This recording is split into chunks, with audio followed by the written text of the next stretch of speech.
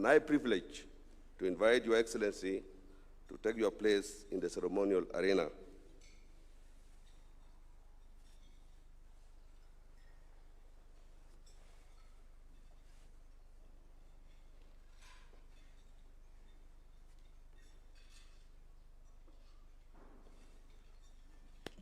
Your Excellency will be flanked on the left by the Deputy President, accompanied by the Prime Cabinet Secretary, who is not here, the Cabinet Secretary for the National Treasury, the Honorable Attorney General, and the Cabinet Secretary for Mining.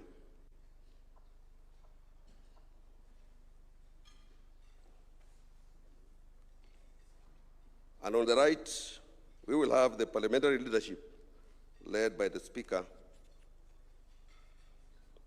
the party leader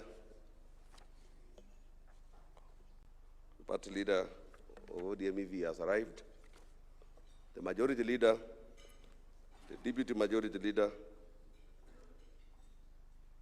the deputy majority whip, and the deputy minority whip. He has arrived.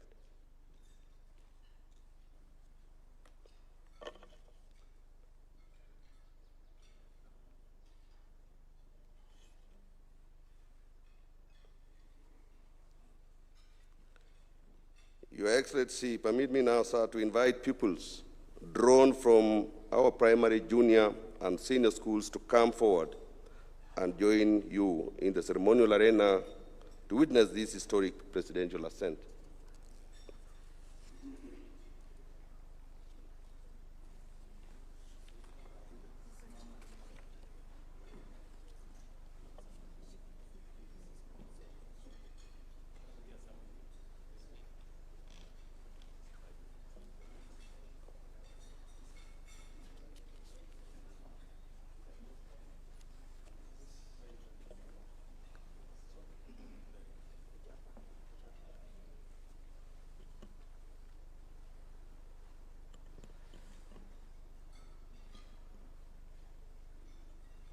So, Your Excellency, these pupils collectively represent part of the generations for whom this fund has been established, reminding us that today's natural wealth must become tomorrow's inheritance. Your Excellency, sir, with the National Assembly having discharged its constitutional lawmaking mandate in enacting this seminal legislation after 12 years of waiting, it is now my most humble duty to petition Your Excellency, as head of state and government, to exercise the authority conferred upon you under Article 115 of the Constitution and assent to the Sovereign Wealth Fund Bill 2026 into law. Your Excellency, sir, with your kind permission, I now invite the Clerk of the National Assembly to present the vellum copies of the bill for your consideration and assent.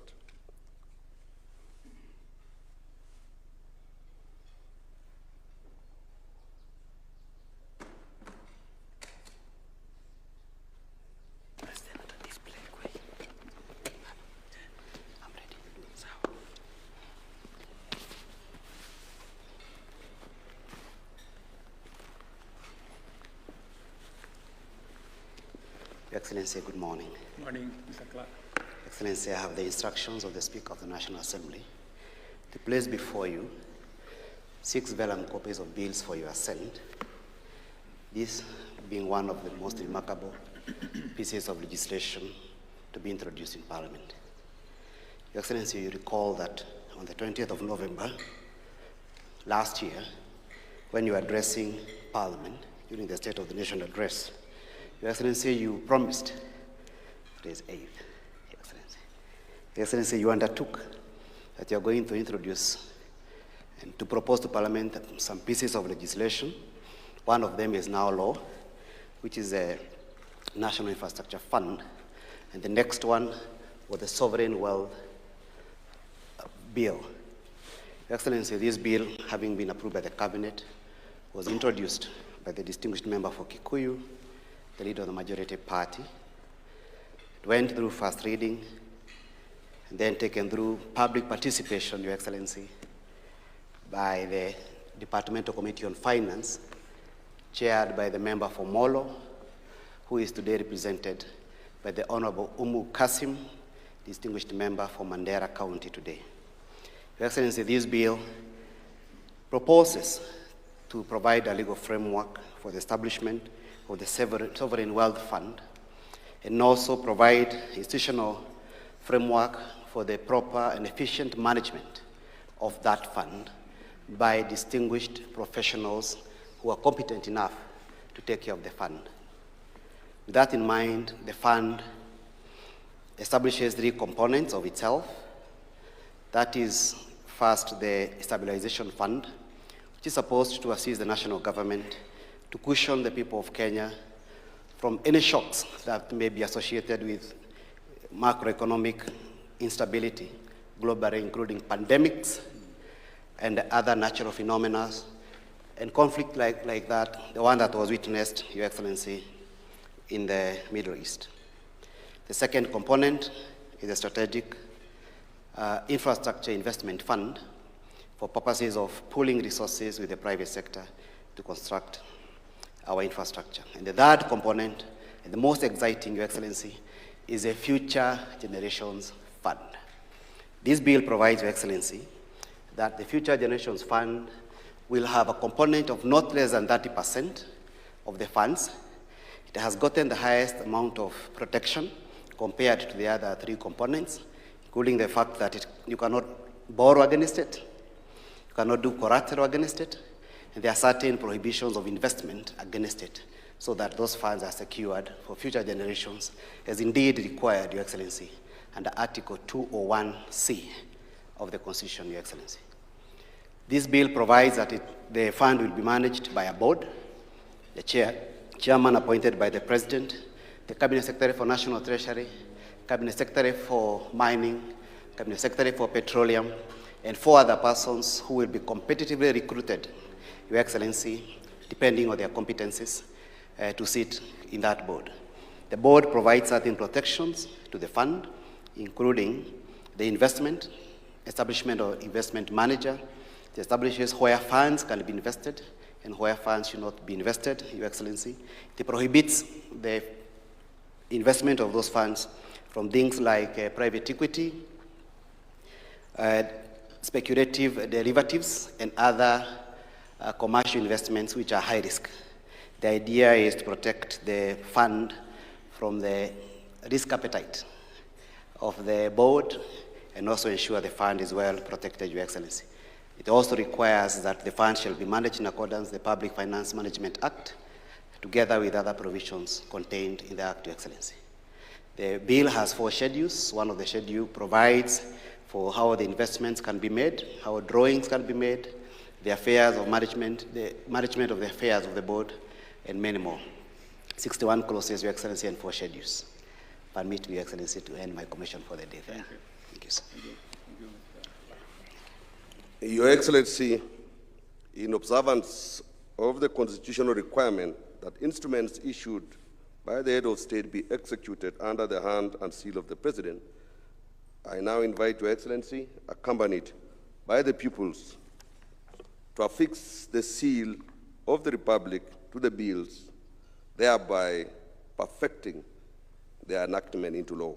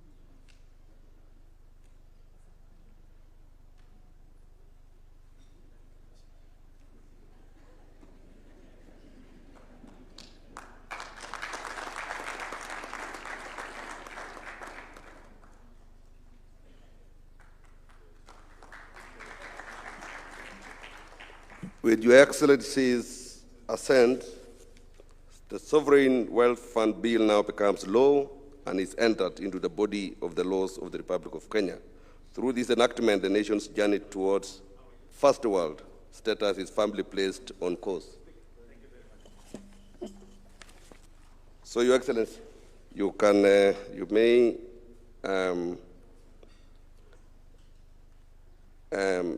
present a signed copy of the Act to His Excellency the Deputy President and the Attorney General for publication, and the Cabinet Secretary for the National Treasury for implementation.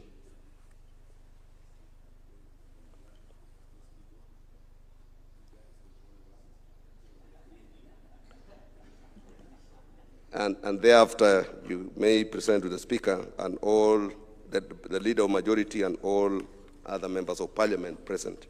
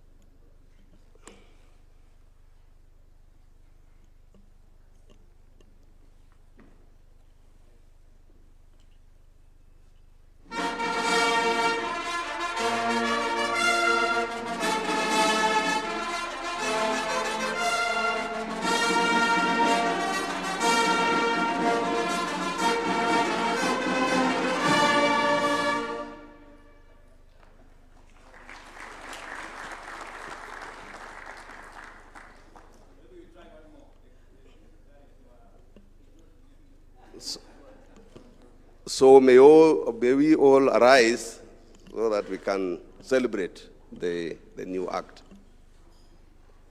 The fanfare again.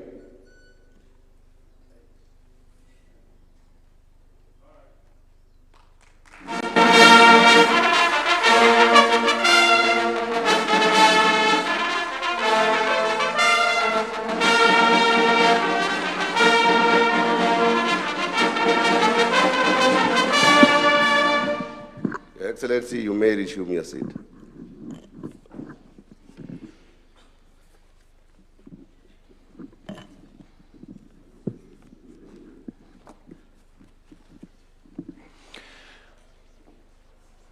With your permission, Your Excellency, we are now going to progress to a panel discussion. But before that, as we get the stage ready, allow me to invite the State House Choir to give us a short interlude of music as we prepare the stage for the panel discussion. State House Choir, over to you.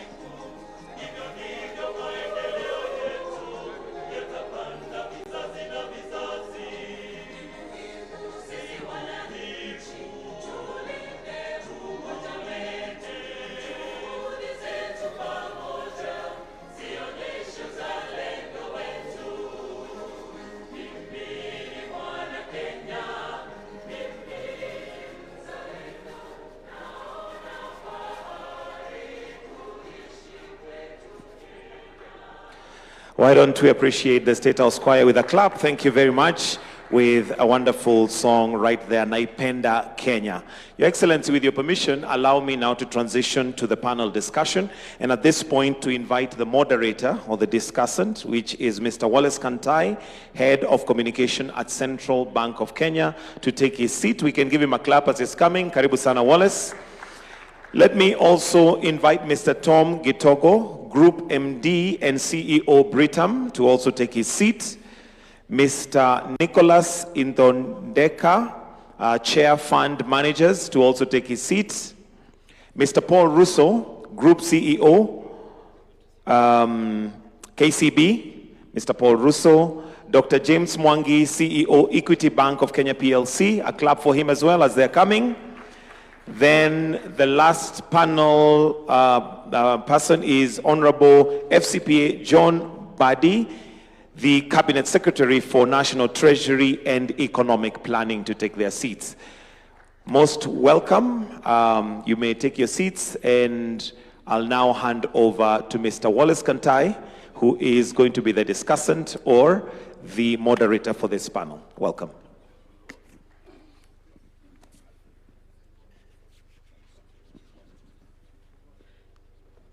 As we wait for our last participant on the panel, Your Excellency, the President, Your Excellency, Deputy President, fellow guests, and I dare say it's a room full of friends.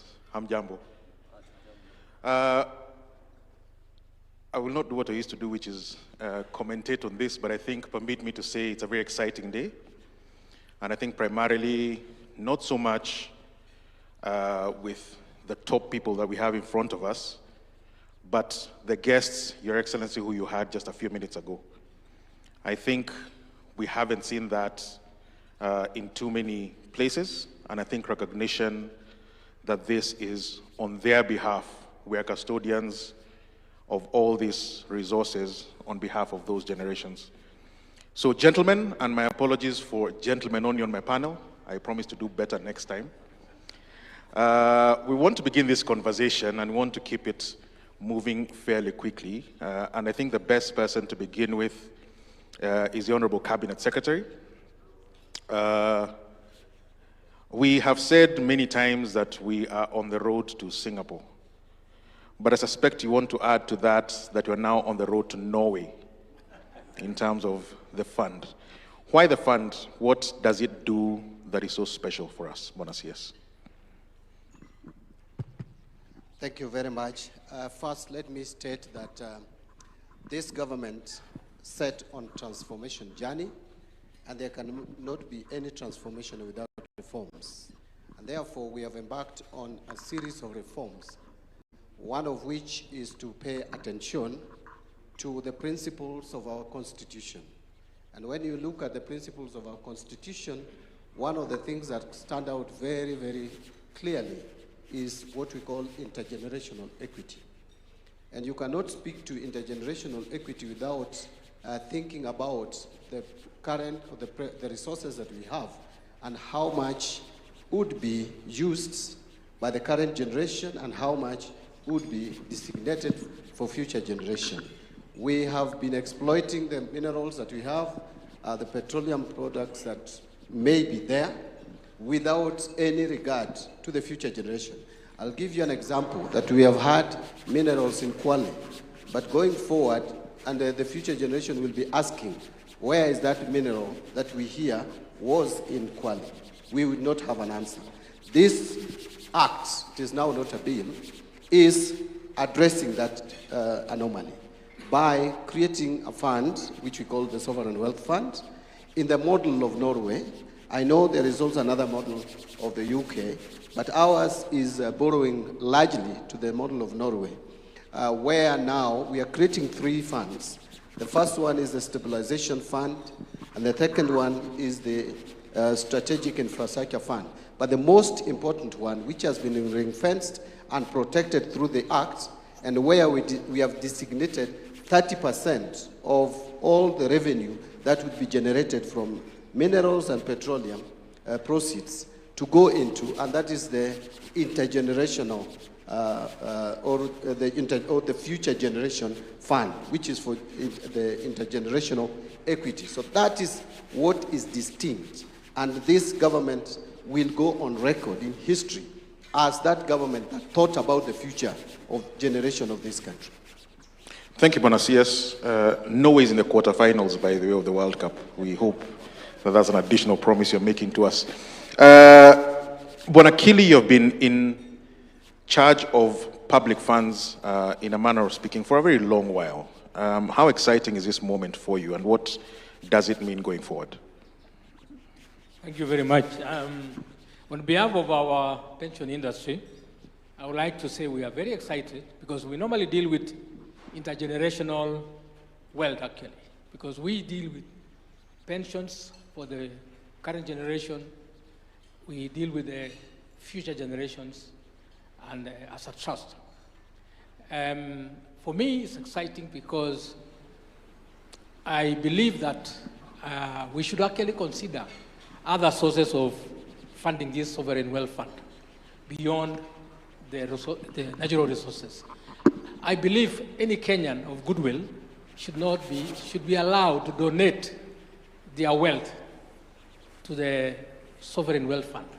So I want to suggest that the House of Parliament should consider an amendment to enable any Kenyan or even any foreigner who loves Kenya of goodwill to donate into this fund. I would be one of the first ones to put some of my wealth in my will to the sovereign wealth fund. Secondly, there are many other sources like unclaimed financial assets. We have other sources also which are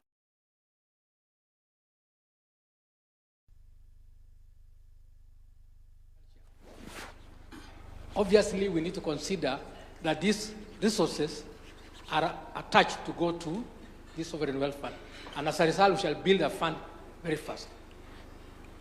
Also, the common people, the citizens should be allowed to put in whatever shilling they should be able to put in. You remember, and I know our head of state is a Christian, that when Christ came to recognize the best donor or the best person who gave, it was an old lady who gave the only money she had into the kitty. I would suggest that the common wananchi are allowed to give even a shilling into this fund. And as a result of that, that money should be then invested. And we are appealing to our capital markets through the Nairobi Stock Exchange to play their role in enabling us to grow this exponentially. So we are excited. Thank you very much. No, thank you. And that is an interesting proposal because one of the people who revolutionized finance from the mass direction is yourself, Bona James Mwangi, starting 30 or so years ago, and we can see where it's led to now in terms of what I might call financial inclusion, but more particularly people taking part in the development of their own country. Is this another revolutionary moment similar to that one that you led all those years ago? Thank you very much. I think this is beyond a revolutionary movement because it's the collective will of the Kenyan people signaling their commitment to invest into the future. So when a people decides to build the future themselves, they liberate themselves from dependence. And I see this as a bold step, saying that we are changing the way we have done things before. The second one, it speaks broadly about the maturity of the Kenyan people. When people think beyond themselves and think about future generations, it then means perpetuation of a legacy of a nation. But also, when you create an institution with the protocols, like the one enshrined in this institution, you protect that wealth specifically. And that is what I see as very bold steps that are very, very transformative. But I think for me, what touched me most was to see a wings to fly scholar. And he greeted me and said, "You gave me a scholarship. I can now see investment for the job that I will take after education." So you can see people can relate, that it's not just pleasant, but the future is secured. And that to me is quite telling. But let me talk about Norwegian sovereign wealth fund. That is maybe the best example, and you can compare it with the British sovereign wealth fund. They were started at the same time for the same purpose, oil from, but you can see Norway now has 2.2 trillion US dollars in the sovereign fund for a population of 5 million people. That is staggering. They have not only secured their children, they are now securing grandchildren. But what is unique about this, and I say it, I know it well, because 14% of the entire shareholding of Equity Bank is by the Norwegian Sovereign Wealth Fund. You can imagine, we Equity are limiting 14% of all the dividend we are paying to the Sovereign Wealth Fund. So the structure of investment, they can tap on the best investment in the world to facilitate the growth of their wealth. But we have borrowed this concept as equity. We all know equity 30 years ago, you have evoked 30 years ago. The smallest financial institution in Kenya, number 66 out of 66, but it's the discipline of thinking about the future that has created equity.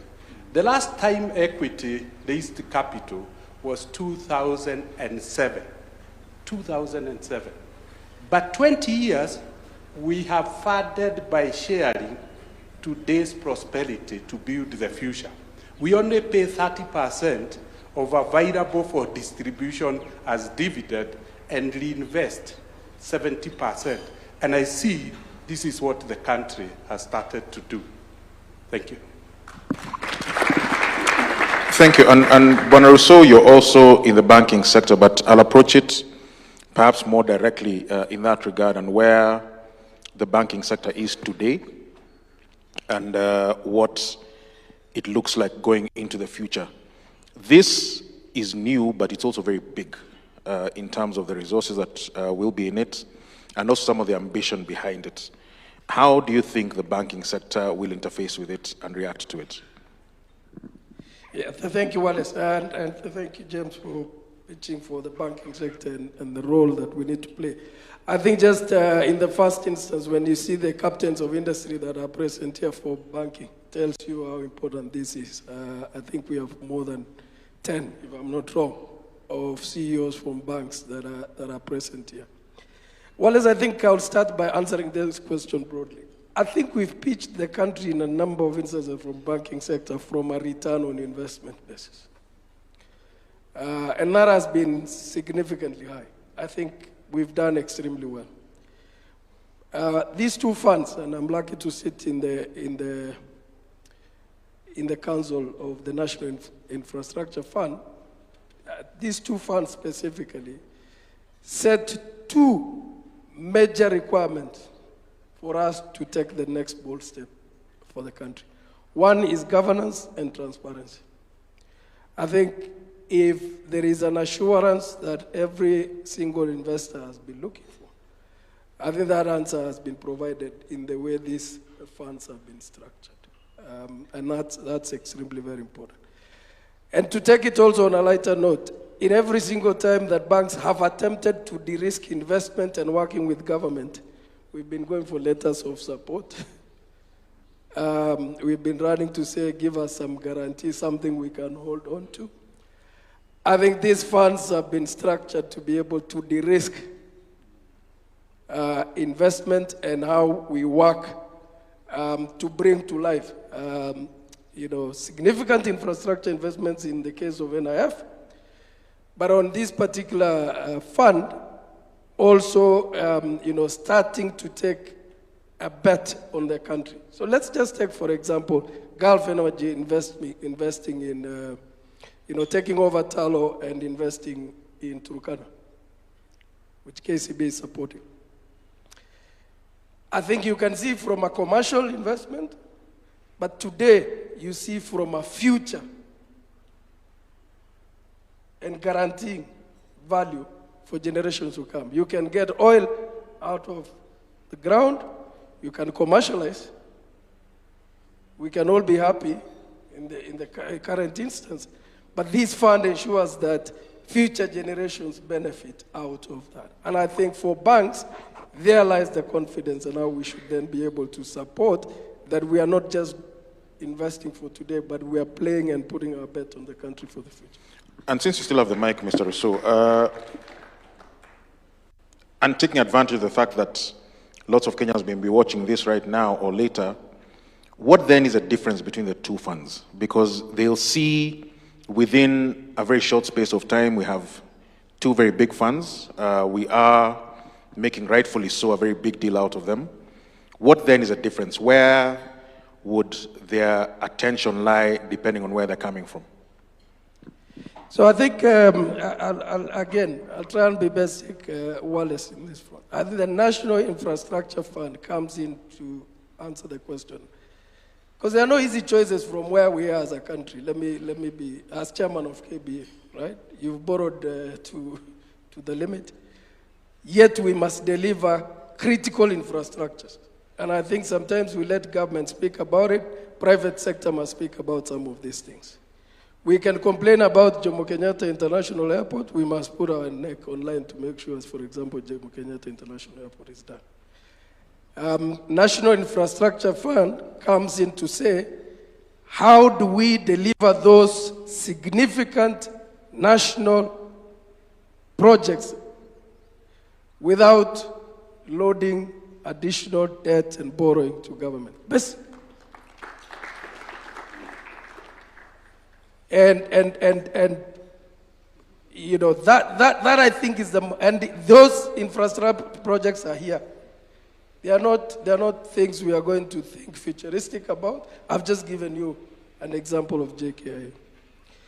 Sovereign Wealth Fund then says, but I've got resources, whether the underground, the overground, whether you're talking about carbon, I think mining has been specified, petroleum has been specified. I think carbon should be in that category.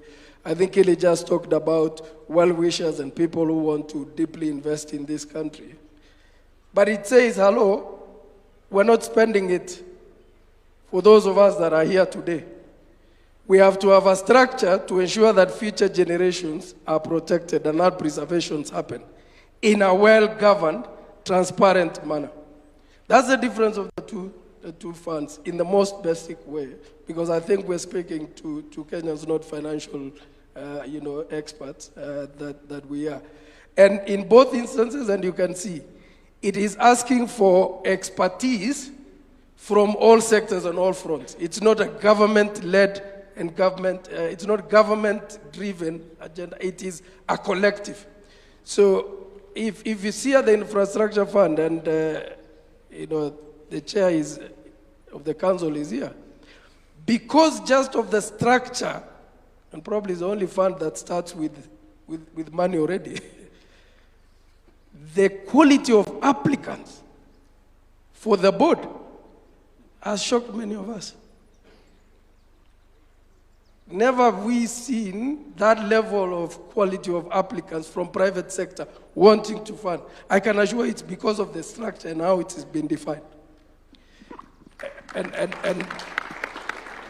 I had the advantage of being a panelist. Now, if you look at the sovereign fund as well, it has 4 independent, competitively recruited individuals to represent. I think we have to pay attention to governance and transparency in both funds and how it's enshrined in the acts as a way of sustaining and building confidence. Because all of them will thrive on confidence, isn't it? Investors thrive on confidence. So I hope, over and above just clarifying the difference in the basic way, to stretch it a little bit and probably challenge us in the private sector to start being advocates of certain things. I think James just mentioned about the Norwegian fund. We've got to try and then advocate for that to come to life. Thank you very much, and I think that's a very useful set of clarifications you provided. Bonaidondeka, I noticed you and your colleagues walked in very excited until a few minutes ago. Then you were told, kill the word risk from your vocabulary. At least the people at my table got very unexcited. How should you look at this? Because investment and returns does have a certain element of understanding and taking on risk. But a sovereign wealth fund, wherever you look at it, including ours and what you've said here, is that risk element must be controlled, because we can't go off on adventures when the future generations are looking at us and they find that the coffers are empty. How do you then deal with that? Thank you, Kantai. And indeed, you're right. Your Excellency, when you walked in here, I noticed most of my council members were salivating until the element of risk was put in the table. Allow me to say this, Your Excellency, because I am the chairman of the Fund Managers Association.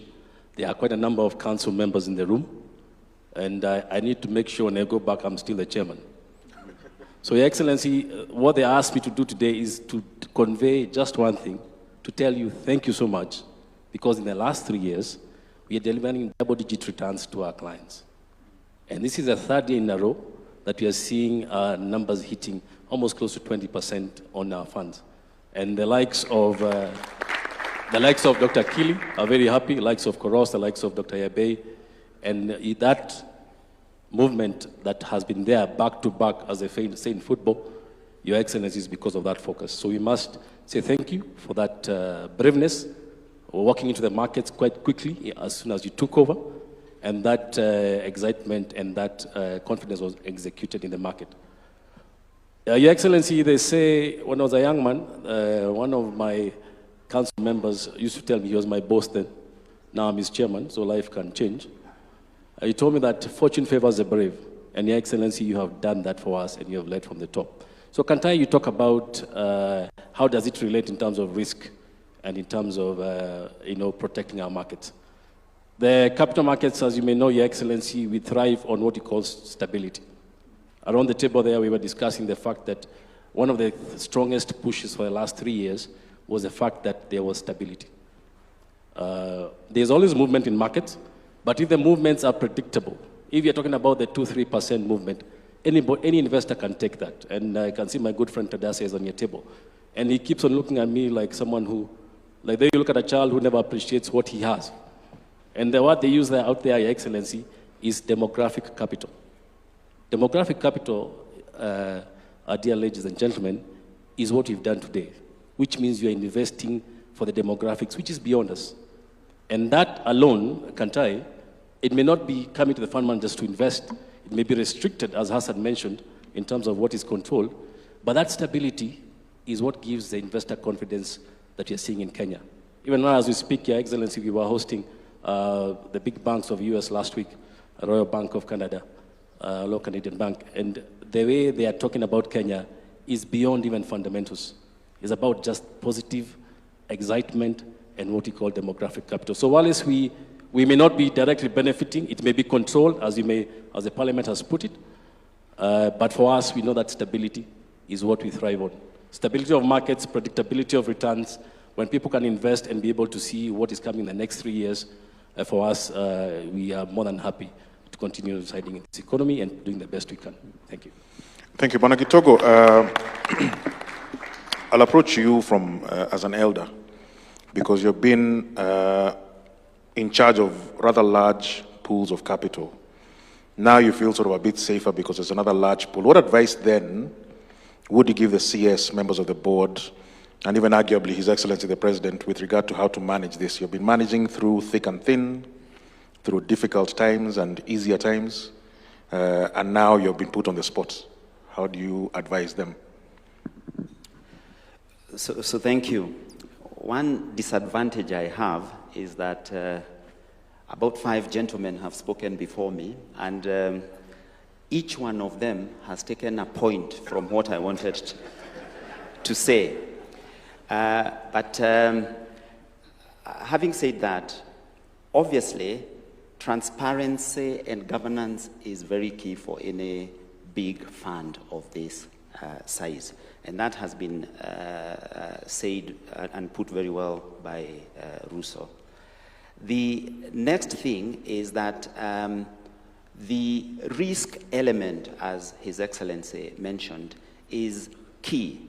The approach of the investments need to take into account what the purpose of the fund is. There's three bits. Obviously, the stabilization, which is very good for our economy. It will attract investors, big and small, because of that stability. Economies go up and down. There's nothing we can do about that. But with stabilization, that helps us attract and continue investing into the future. So the right amount of risk, particularly reducing significantly the risk exposure to the part of the fund that is about future generations is key. But the fund will also not grow if it is not very well diversified. James talked about the Norway fund investing in Kenya. That gives it exposure to a double-digit growth in a growing economy. So I would expect that the fund would also look at investing elsewhere on the continent and elsewhere in the world, because it broadens the risk base. I think that is important, but obviously that needs to be done professionally, as Nick has said. And then obviously keeping in tandem with the trends. We have to invest, especially because things are changing, and we know the wider demographic is the youth. We cannot obviously also invest in what we have always invested in. I'm excited about the infrastructure, because in the insurance space, we are looking for long-term investments, and it's the same case with pensions. And this fund, in conjunction with the National Infrastructure Fund, will make a lot of the infrastructure investments that we so desperately need in this country bankable. And that will attract long-term funds from the private sector, including the insurance business. Yes. Thank you. And perhaps I want to come back to you, CS, now getting into the details. In terms of the way the fund has been structured, we have spoken about protecting or ring fencing for future generations, but at the same time, James Mwangi spoke about Norway investing in equities, which are of necessity risky. How do we, or how have we structured, what choices did you make in terms of how the fund is structured to ensure that longevity, but at the same time, as Tom Gitogo says, that we actually get returns, because it's not enough to simply be safe. There's a reason why we have to grow. Thank you very much. Allow me first to also add on to what Paul Ruto said regarding the slight difference between National Infrastructure Fund and the Sovereign Wealth Fund, and talk about the sources of funding. In terms of National Infrastructure Fund, you'll notice that the Act clearly spells out that any divestiture in public-owned or state-owned enterprises will be invested in the National Infrastructure Fund. Yet the Sovereign Wealth Fund is now focusing more on revenue proceeds that are derived from our natural resources, more particularly the minerals and also the petroleum. So that is another distinction besides that. But let me now address the question that you have just put across to me regarding how the fund is structured and in terms of investment. And just to pick from what Toko has said, that actually the fund allows for not just investment locally in assets like the government papers, and also deepening the capital market, because that is one of the key responsibility of Cabinet Secretary for National Treasury, is to make sure that our capital market is deepened and widened enough to promote and support investment. The Act also allows investment in convertible currencies. So long as what you are investing in, even if it is an international bond, it must be an investment in a bond that would allow for convertible currency. So there's that latitude for the board to look at the international market and see where there could be high value for the investment, but it must be in convertible currencies. But there is also provision of proper oversight. Investment policy must be approved all the way to the National Assembly, and there is enough oversight in that space. The Cabinet Secretary must, in consultation with the Cabinet, meaning that the Cabinet must approve, so it has enough guardrails to ensure that the funds are well protected. But looking at the three funds, you will also notice there's some slight differences there. That the second component, which is the strategic infrastructure component, allows you latitude, like the National Infrastructure Fund, to come in and again invest in our public infrastructure projects, which help in de-risking these assets for partnership or blending of capital with the private sector.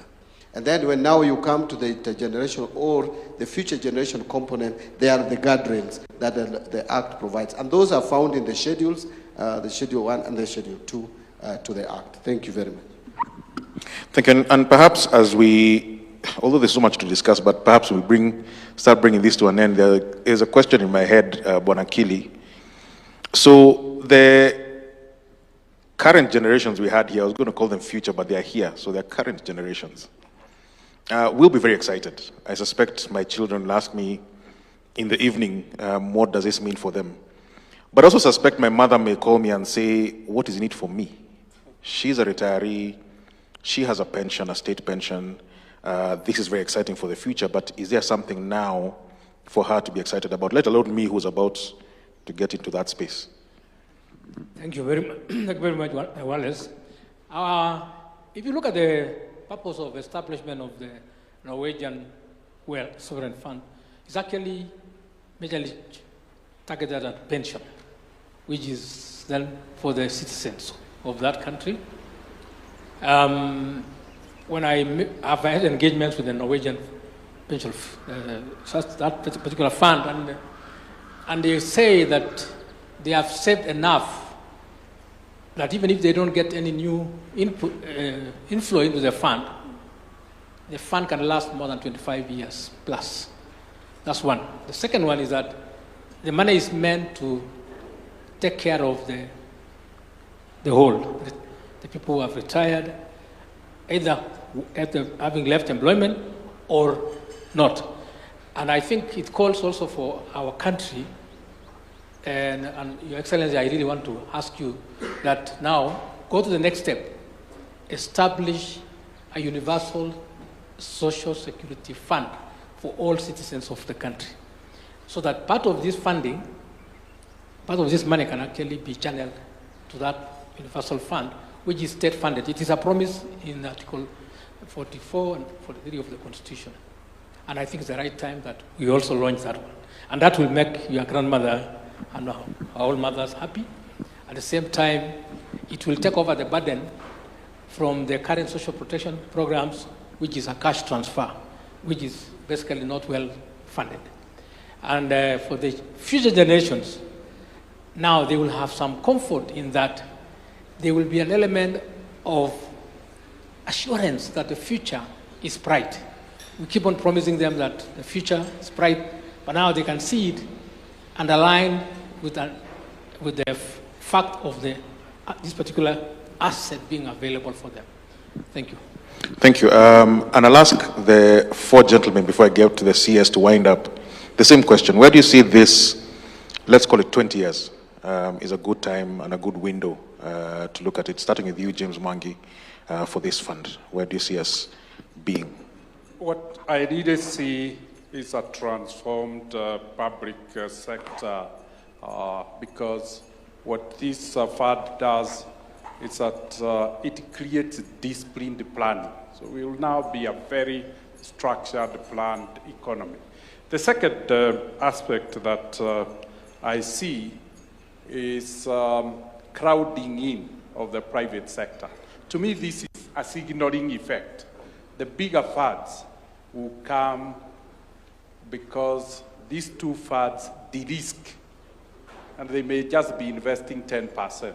and 90% will be private sector. So there will be massive crowding in. And like Singapore, which used Temasek, FAD, there's a possibility that we could be able to reach 25% investment as a percentage of GDP. And if you look at all stories in the world that has ended up well, investment as a percentage of the GDP is about 25. Kenya is at 18. These two FADs, together with the crowding in of the private sector, would allow us to breach the 25% state. And then that can usher a predictable growth path for the economy to transition. Thank you, Ruto. Same question, 20 years. Yeah, I think about the multiplier effect and technically what is going to come out of that. I personally see that level of confidence and the ability that you don't have to explain Kenya as an investment destination with governance and the transparency that is provided for. And as James has said, look, funds will follow, as I said earlier on, ROI, but will follow governance and transparency. So significant investments. Thank you. Thank you, Kantai. For me, I think 20 years down the line, I expect to see a very different country. And Your Excellency, we must congratulate you because what this sovereign fund is doing is to make sure that the David Ndees and the Hassans, 20 years down the line or even earlier, don't have to go to those Muthaiga meetings that David Ndii we had to go through. Every Thursday, just to think about how we will not default on the Eurobond, and God gave us that favor. So one day we write that book, Your Excellency, and we'll have a small chapter there of the late nights. It stopped becoming a government issue, it became a whole sector issue, and we are happy we went through that. As it is right now, Your Excellency, the number of DFIs has gone up. I think we were talking about that report early in the morning. As it stands right now, we are hosting delegations of big capital. We know California teachers, big pension schemes, big sovereign funds, all the way from even Netherlands. All they're trying to do is just to get 1% into Kenya. Remember that demographic capital is what they're seeing. So 20 years down the line, I don't think any president will have to go through what you went through. You'll be having an economy which is running itself. And for the fund managers, please make sure your tickets are already in, because as you walk into the future, there's more money coming, chasing for the same resources. So we need to get ahead and protect our country. Thank you so much. Thank you. Tom Gitogo? I think for me, given the confidence that this gives and signals to the economic players, and given the work ethic of Kenyans, this gives us a sure chance of perhaps being the biggest economy on the continent. Oh, wow. Short and succinct, and that gives you pressure, Bona CS. Where are you taking us? Thank you very much. First, let me make it clear that, in my opinion, President William Samoei Ruto will go down in history as the most reform-minded and transformative president that this country has ever had and probably will ever have. I say so because in this administration, we have seen privatization acts legislated in 2025. We have seen the Government-Owned Enterprises Act legislated and enacted, very transformative. And you know, when you want to transform a country or any system, you must disrupt it. So what we are seeing is actually disruption that is positive and progressive. We have just had National Infrastructure Fund enacted into law, and a fund that has attracted over 2.8 billion US dollars. If you study or you take a sample of all the funds that have been set up, the National Infrastructure Funds, probably ours has the highest startup or initial capital. I have discussed the Indian fund, the Indian model with them. They started with less amount than ours. So we are starting at a very strong position. Now we have the Sovereign Wealth Fund, another first for this administration. So I don't think I'm sycophantic if I say that President William Ruto will go down as the most transformative, the most reform-minded president, and thankfully I will be hanging on his coat for the period that I served in this office, also to be branded probably the most transformative cabinet secretary, depending on how long I sit here. But where we are taking this country, as a government, we are taking this country, you know, we have said it, and it sounds like a joke, but it's the reality, that we are taking this country to Canaan through Singapore. But now it appears even we will be rerouting through Norway before we navigate to Canaan. But again, because we want to reach Canaan quickly, we will make sure that we fast track the journey. That is why we are starting. National Infrastructure Fund is up, and the board will be announced soon. And again, now today we are enacting another fund, the Sovereign Health Fund, Wealth Fund, with very robust governance structures, with a board that will be competitively recruited, apart from those who are going to come from the government. So I see a future for this country. Finally, in this fund, the stabilization component is going to be very critical. Remember, just the other day, we have been complaining, and even today, that we need to lower the prices of petroleum products, the oil prices. And you hear people talk of reduce prices, reduce prices, reduce prices.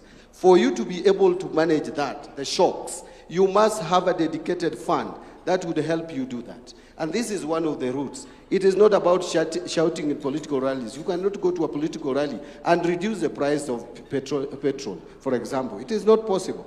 But that is what you are made to believe, that the government can just stand somewhere and say the prices of diesel will come from 182 to 60 shillings. It cannot happen. It will only happen when we have deliberate and dedicated funds which would help us in approaching such initiative. Thank you very much. So, Your Excellency, no pressure whatsoever from what I'm hearing. So if you'll join me, please, in a round of applause for our guests. I think they have been able to break down quite a complex set of ideas and also the practicalities of this fund in a way that I think we're starting to understand it. And we do hope, and the promises have been made, that this is going to be revolutionary for this country. Asanteni sana, and I want to hand over back to Gitonga. Thank you very much. Why don't we put our hands together for the panel again? Thank you very much, Wallace, for your indulgence. And Your Excellency will now progress to a few comments that we will have. And as we clear the stage, kindly let's clear the stage. Thank you, Your Excellency. And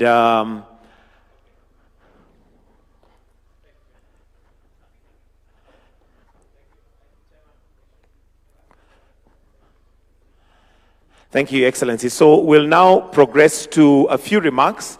And Your Excellency, it has been said that the youth are the leaders of tomorrow, but today we realize that they're not really leaders of tomorrow, they're already leaders of today. And to start us off on our comments, we have two students. You've listened or heard them before, and I'm sure they're familiar to a number of us. And I'll invite Lynn Mogore, who is the president of Kenya High School, together with Rooney Gitonga, who is also the president of Bureirori Boys Senior School in Meru. Why don't we give them a clap as they're coming? Rooney, also please come so that you'll make your quick comments as we now progress with the rest of the program. You may use this as we progress. Rooney, please come so that you'll stand next to her. Please go ahead.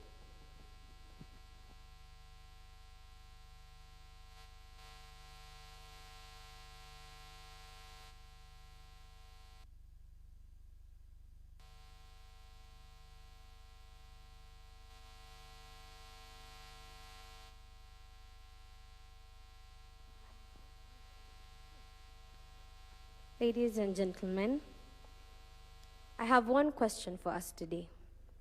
Do you want to be remembered? Do you? We all do. I have come to accept and realize that at the end of the day, everyone has one thing and one thing in mind. They want to leave a mark in their country, in their family, in their nation. And one thing about this is that there are two types of people who will emanate from this goal. They are dreamers. Dreamers are people who have big ideas, and eventually they work towards their big ideas. But one thing about a dreamer is they do it for themselves. But the second type of people, we have visionaries. Visionaries work towards achieving a big goal, but not just for themselves, but for other people. They think beyond themselves. Today we have just witnessed His Excellency signing a bill into an act. The bill itself is now an act, is the Sovereign Wealth Fund, pillared with three major funds: the Stabilization Fund, Strategic Infrastructure Fund, and the most important to me, the Future Generation Fund. I asked a question: do you want to be remembered? Your Excellency, allow me to answer this question for you. You will surely be remembered. Because you're not working towards achieving something just for the current nation, but for the future. And one thing that people don't remember is that in order to be remembered, you must stand the greatest test, which is the test of time. And one thing about time is it does not appreciate those who work for the fruits of today. The end of this fund has a principle that the wealth underneath our soil must outlive the resources themselves. To me, this is a call to action, not just for the government, but for us as the youth, to support the vision that this country has. I'd like to finish by saying, good things take time. This is a good thing, and it will take time, but it will be remembered. Thank you.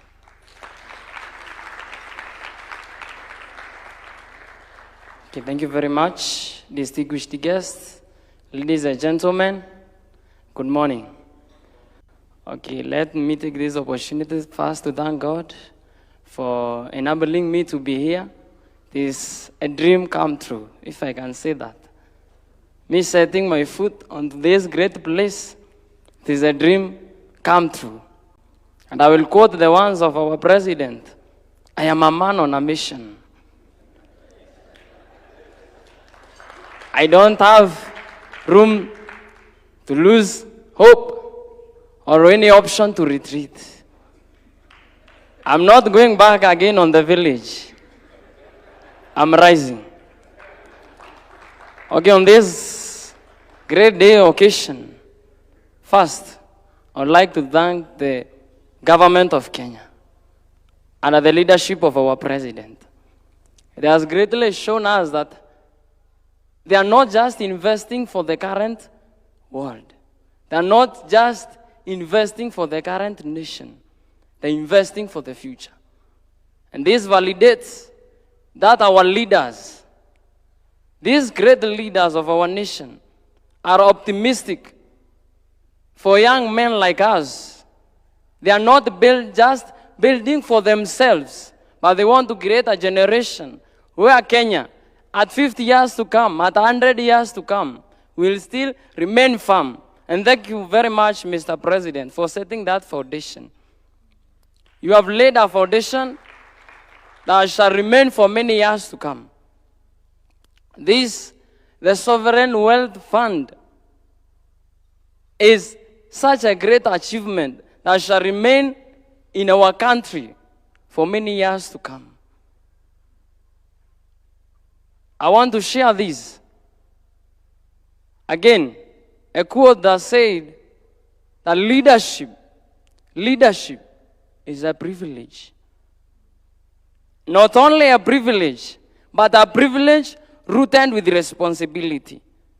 I have come at a moment, I just look at the government of Kenya, and at least I am relieved, because I know the people that we have installed our lives on are people who are capable of leading us to higher levels.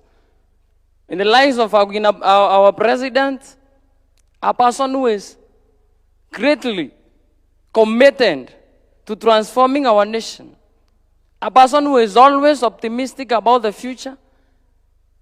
We thank you very much. I have seen this thing worthy because it is considering us. We are the future of Kenya, the future of this great nation. And you have invested onto us. And Kenya is not going back again. Kenya, we are rising. The pride of Africa. That is our position. That is our milestone. I know challenges will come. But this great occasion of today has set a milestone that even those challenges, when they come, at least Kenya will be at a par. That we can affirm onto those challenges and we counteract them in our nation. Thank you very much, our government. That one is a great, great achievement that shall remain remembered in our lives. Also, before I finish, I want to acknowledge the presence of my father. Dr. James Mwangi is my father. I want to say this in front of the nation, that Equity Bank has made my life. And I have promised him several times that I'm not turning back. He gave me a scholarship and a wings to fly to join high school. And I promised him that the opportunity that he gave me, I was worth it. And I'm not returning back. Thank you very much. Thank you very much. Thank you very much. Okay, may God bless all of you, and may God bless the Republic of Kenya. Thank you very much. A round of applause for our students. You may take your seats. Your Excellency, I am also guided to give an opportunity to Mwangi Ngai. And Mwangi Ngai is from Rusinga School, but he also was a witness to the process of the making of this particular act, which is now, this bill that is now an act. And Mwangi, very briefly, kindly just give your comments. Very briefly, please.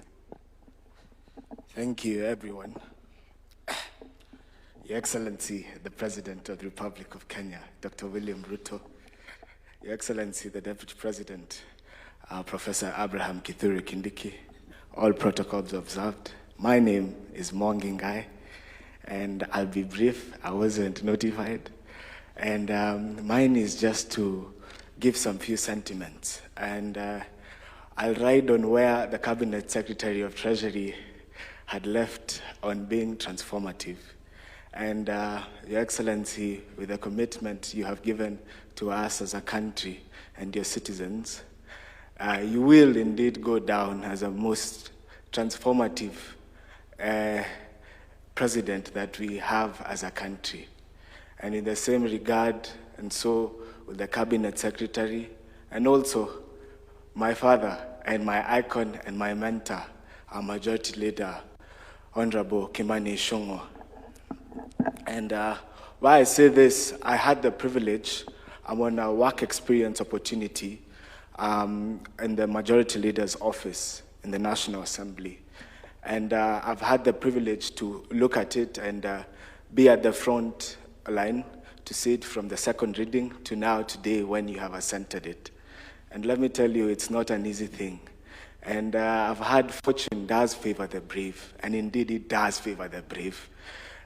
Times came that, I think it was last week, where people are not agreeing, and I realized that people want to pinga, wanataka kupinga serikali wakiwa pale mbele in terms of when they're in plenary. But now when they go to committee, even the Majority Leader had to call for harmonization, which was well led by our MP for Molo. And let me tell you, indeed, finally, today the baby that has been taken through steps, through readings, through all those deliberations from the different stakeholders, the baby indeed today has come out to be very successful. And let me tell you, because I do have hope in this country, I'm very, very privileged to be here today. The Sovereign Wealth Fund indeed will cater for all of us, because indeed it is only the foolish people who use money for today and not save for tomorrow. But as my good brother has said here, that leadership indeed is a good opportunity to serve other people and not to take advantage of them. And indeed today we are all testament to that. And Mr. President, thank you so, so much. Because indeed, and why I'm speaking with so much conviction, is because sometimes I sit down in my bedroom and wonder, where is this country going to?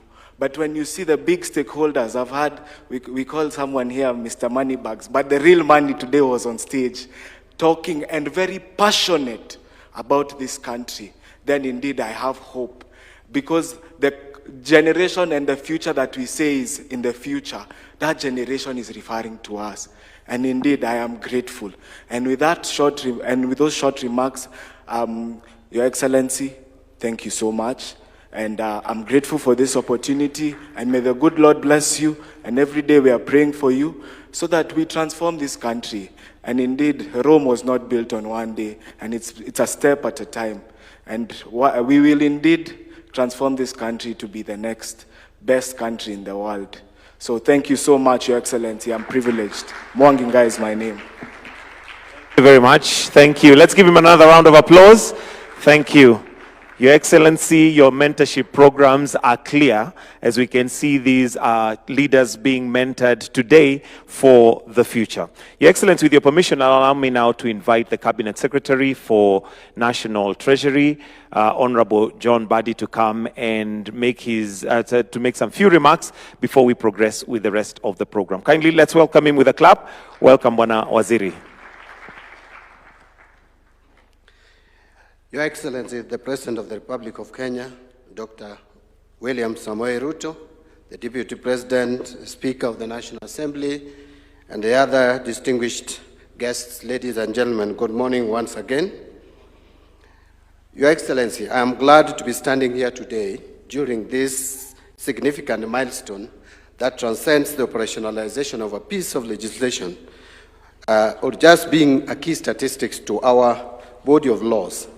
This is a clear demonstration on the government's commitment in setting our country's sustainable economic foundation and ensuring that we have a nation that stands on stability, that stands on fairness, and which is offering equal opportunities to its people. Your Excellency, our economic policies are not just about managing the present, but it also must focus on building the future, and our delivery guardrails built around fiscal discipline, sound planning, and broad participation. My appreciation, allow me, Your Excellency, goes to the leadership of the National Assembly, and more particularly, the Finance and Planning Committee, who efficiently managed this process and delivered the final bill in a record time. At this point, Your Excellency, without any fear of equivocation, in my judgment, the 13th Parliament will go down in history as one of the most consequential from an economic reform perspective. In just 3 years, Your Excellency, the House has managed to deliver precedent-setting pieces of economic governance legislation. Just to mention but a few, the Privatization Act of 2025, the Government-Owned Enterprises Act of 2025, the National Infrastructure Act of Fund Act of 2026, and now the Sovereign Wealth Fund Act of 2026. The House has been critical in ensuring that NIF is fully operationalized by approving the sessional papers on government divestiture from Safaricom and KPC to provide the foundational capital as approved by the people of Kenya as presented in the Kenya Kwanza Manifesto. Your Excellency, when I make reference towards actualization of the Kenya Kwanza Manifesto, many people find me as a man at odds. And at times, they refer to me as the biblical Saul. But far from it. Beyond being a fast learner, Your Excellency, and which I have realized that fast learning and even reading is not very common. Actually, I realize that it's just with a minority, based on some of the instances that I saw in our August House during the recent debate on the finance bill. But that is on a light touch, with a light touch. Both the Kenya Kwanza manifesto and Azimio coalition manifesto, Your Excellency, had lots of resemblance. And I am proud that the late Right Honorable Raila Odinga, may his soul rest in eternal peace, saw it fit that coming together as a country was critical in the furtherance of much-needed economic reforms which have been overly delayed.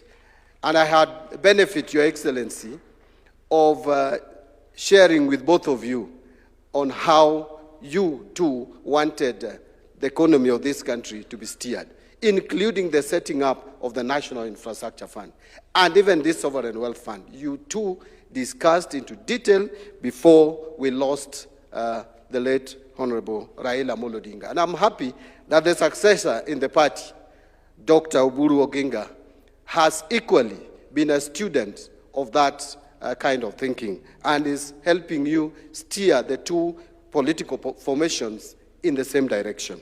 So, Your Excellency, some of the proposals that are in the Sovereign Wealth Fund Bill 2025 are informed by lessons that we have learned and best practices from other countries that have experienced significant economic progress by putting in place economic measures that deliver economic stability or stabilization and optimization of intergenerational transfers.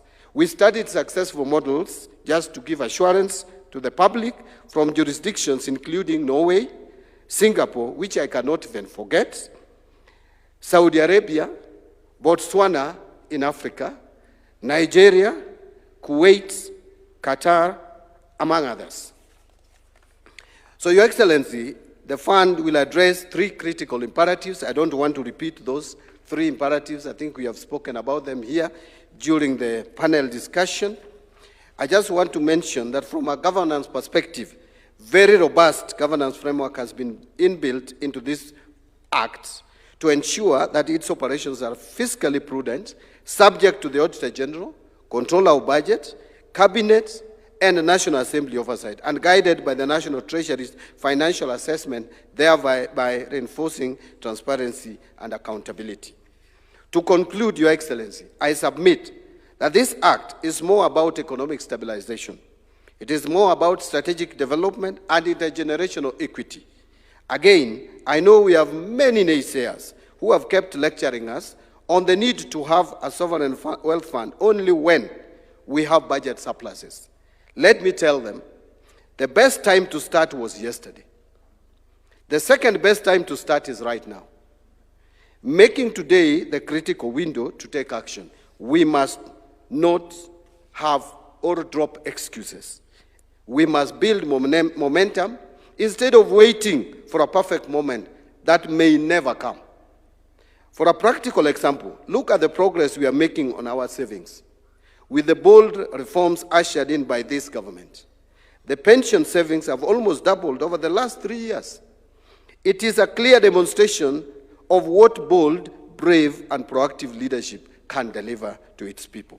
Thank you very much, Your Excellency. It is now my humble duty to invite your, let me seek guidance.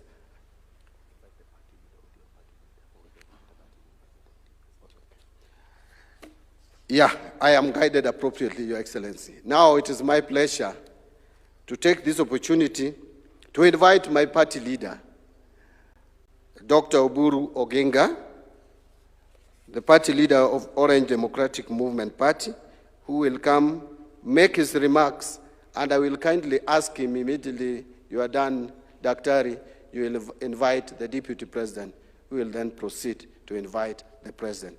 Thank you very much. Could we clap for the party leader of ODM as he comes?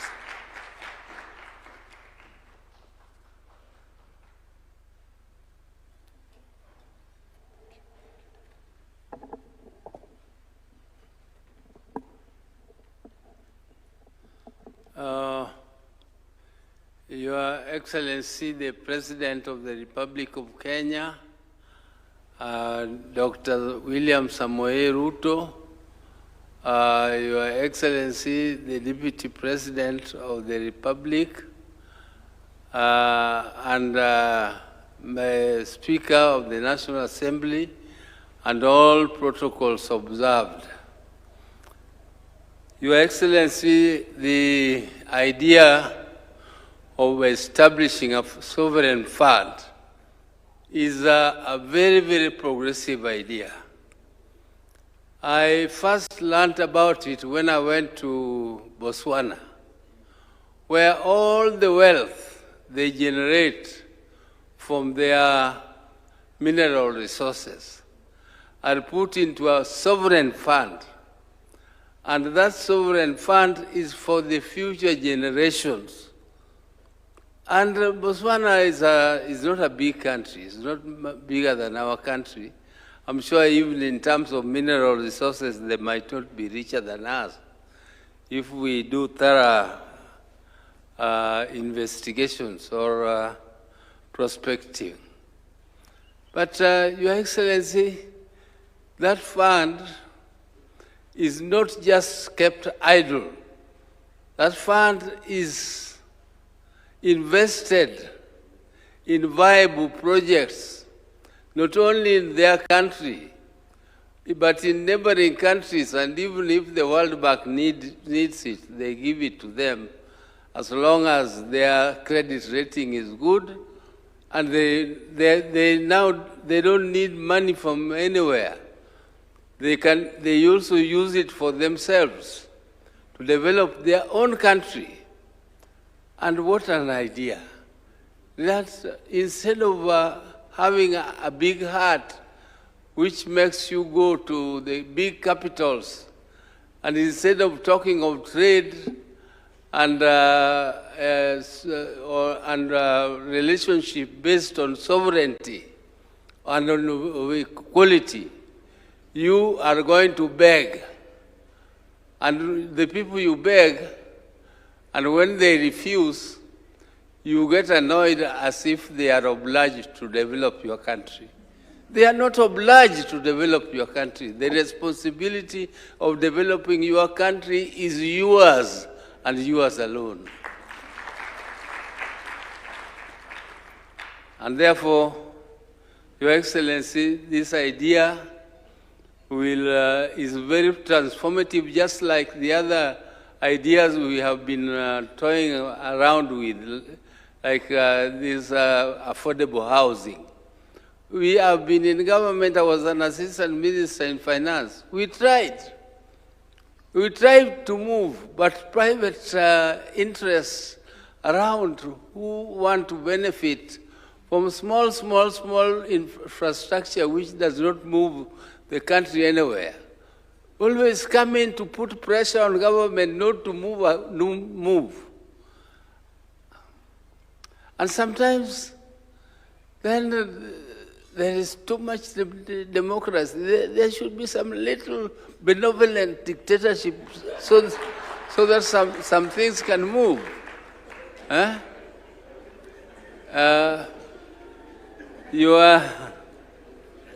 Mr. President, I don't want to say that you should be a dictator. I'm not saying that. But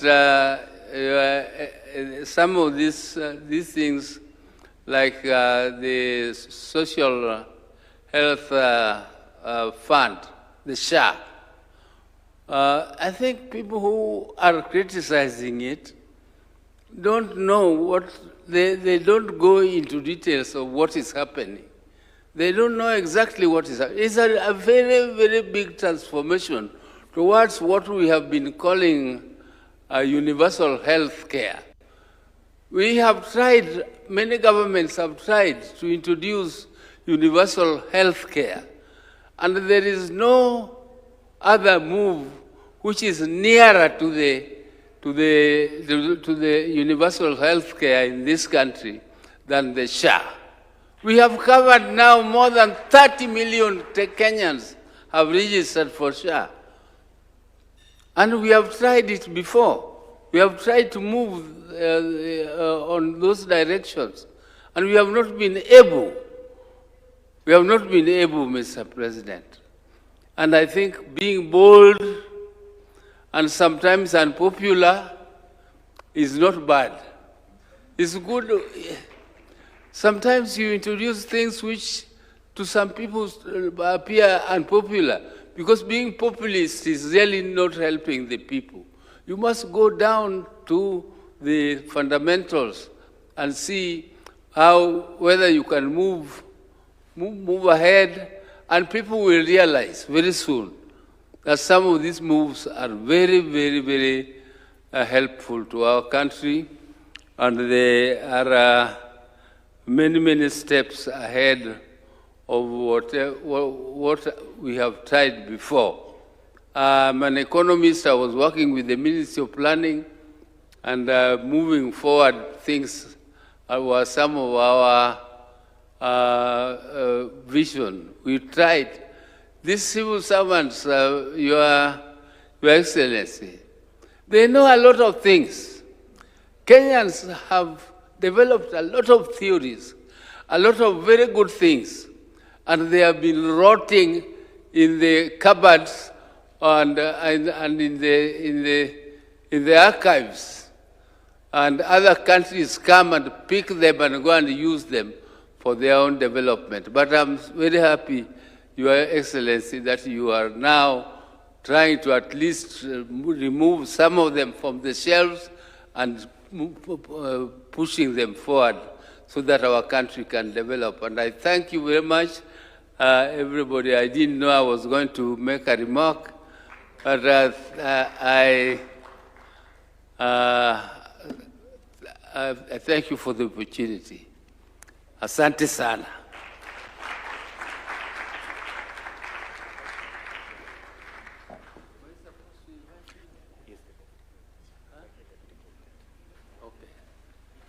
It is now my honor to invite His Excellency, the Deputy President of the Republic of Kenya, Honorable Kithure Kindiki. Thank you. Karibu.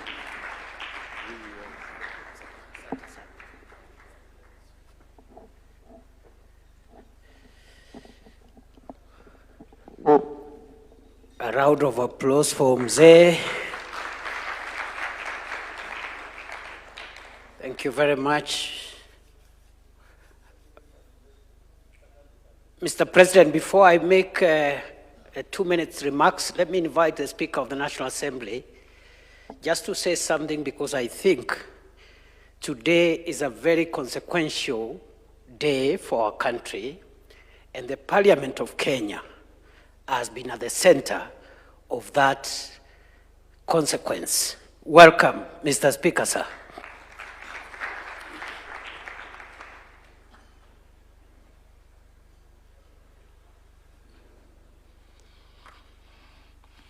Thank you very much, Deputy President. Your Excellency, the President, I ride on all the protocols established.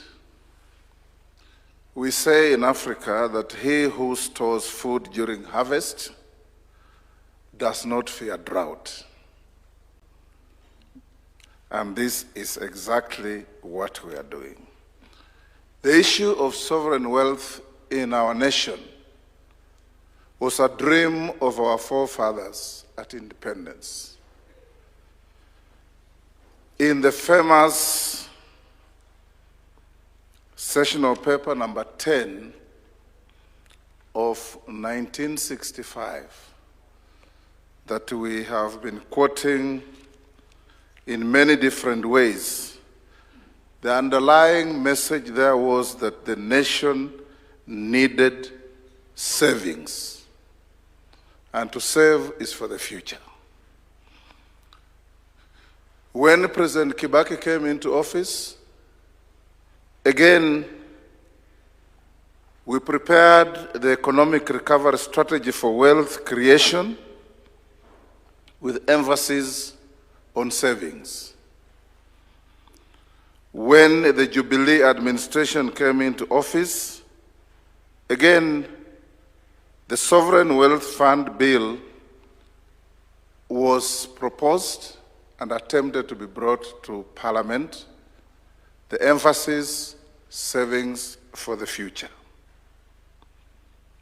All these attempts did not get to fruition because I believe of the words in the scripture, Matthew 26:41, the spirit was willing, but the body was weak. Today, we have the spirit that is willing and the body is strong. And that's how we have come to where we are on the Sovereign Wealth Fund Act, emphasizing on savings, stabilization, and infrastructure. Your Excellency, the passage of this bill in the National Assembly is a milestone for the 13th Parliament. I'm proud that it has happened at the time when yours truly is the Speaker of the National Assembly of our country. It brought to the fore the quality of some of our members. At one point, it was debated until 9 p.m. in the night, and you could see the galaxy of professional cadre in the House. Economists, lawyers, accountants, educationists, environmental policy experts, engineers, and even those who don't belong to any of those, but who understood what it means to have a sovereign wealth reservoir. And I could see this, Your Excellency, when it came to the Committee of the Whole House.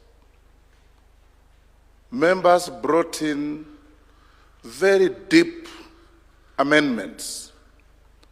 There's one member who triggered me to take them to winnowing, who listed amendments to delete all the paragraphs of the bill.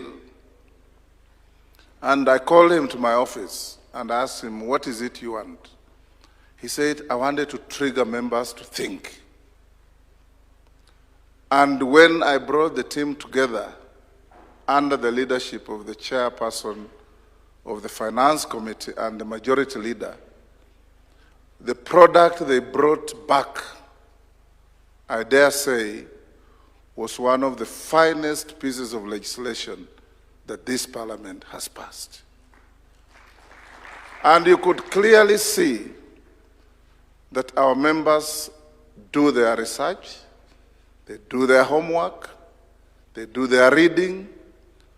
Some of the amendments were quoting and citing provisions from Norway, from Singapore, from Botswana, from Nigeria, from Denmark. I was very impressed. And I feel proud that at this time in our history, we are working together and working together to the future. Your Excellency, today, as you assent to this bill, it sets the stage for this country to realize the provisions of Article 120 of our Constitution, which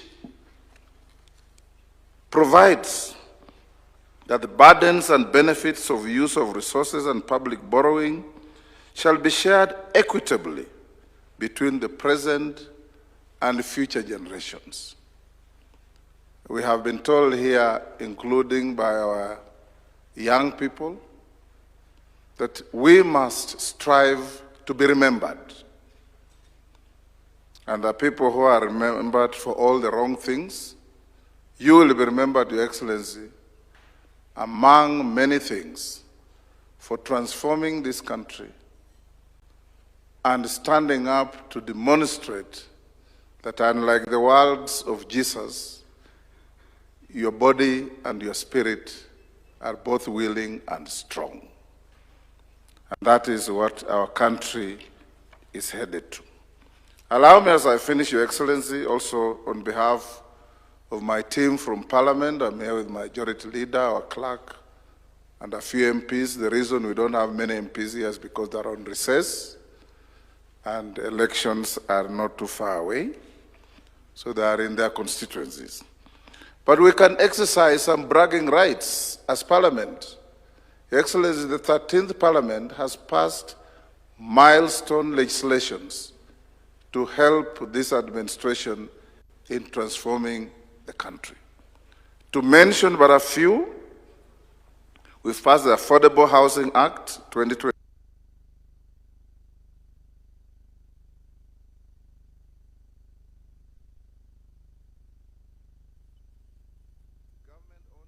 Enterprises 2025, the Judges Retirement Benefits Act 2026, which, Your Excellency, you remember the Chief Justice telling you that there was an attempt to change that act that was passed through colonial rule in 1948.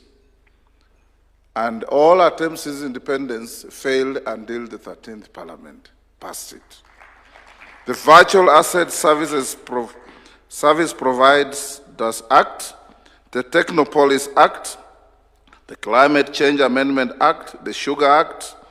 This particularly, Your Excellency, is a milestone. You remember when you came into office, all the sugar factories in the country, apart from a few private ones, had collapsed. And we are draining resources from the national treasury to pay farmers and workers in factories that were not working. Today, we can say with pride that the sugar farmer in Kenya is satisfied and happy because they harvest their cane on Monday, and by the following Monday, they have money in their accounts. Courtesy the reforms through the Sugar Act, the Social Protection Act, the Gambling Control Act, the Computer Misuse and Cyber Crimes Amendment Act, the National Infrastructure Fund Act, the Special Economic Zones Act, the Successive Finance Acts, and today, the Sovereign Wealth Fund Act. We feel very proud that in the history of our country, when eventually the writers of our history write, they say there was a 13th Parliament that supported the administration to realize what had eluded administrations since independence. Congratulations, Your Excellency, and on behalf of Parliament, we are ready, available, and willing to walk the journey of reforming our country. It needs men and women of vision, men and women of courage, and above all, people who do not fear criticism because it will always be there, to focus on what we must do and we will do to change our country. God bless you.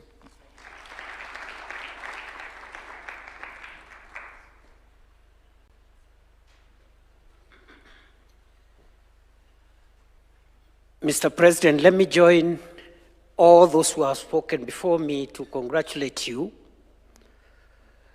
for leading our country into this remarkable occasion when we are witnessing the coming into force of one of the most consequential legislations in the history of our country that honors the requirements of our Constitution to use the natural resources we have for the benefit of both the present and future generations. Your Excellency, I have listened to all those who have spoken, the captains of industry who had very, very useful inputs and perspectives as we look towards the implementation of this law. And as the person you have entrusted with supporting you as you deliver the mandate of leading our country, I have taken notes on all the inputs that have been suggested by private sector leaders and all the speakers who have spoken before me, including Speaker Wetangula, who spoke when I was standing there. I didn't have my notebook, but I have noted what he has said about what we need to do as we implement this law. And because I have done that job, and because also today is not my day, allow me to leave it there so that as we look forward towards the implementation of this law, we will support you as you lead us to transforming our country and doing the heavy lifting that we need to do so that the Kenya of tomorrow can be better than the Kenya of today. Once more, Mr. President, thank you very much for your leadership and vision. Welcome and speak to the nation.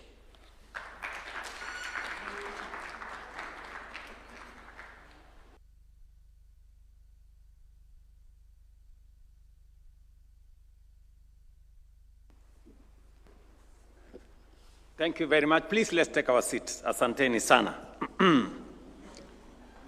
Your Excellencies, distinguished leaders, ladies and gentlemen, good morning and welcome to this, in my opinion, very consequential ceremony this morning. There are moments in the life of a nation when history is recorded not in years, but in months. In March this year, Kenya changed how it will finance its development to build the assets of the future through the National Infrastructure Fund that we brought into force.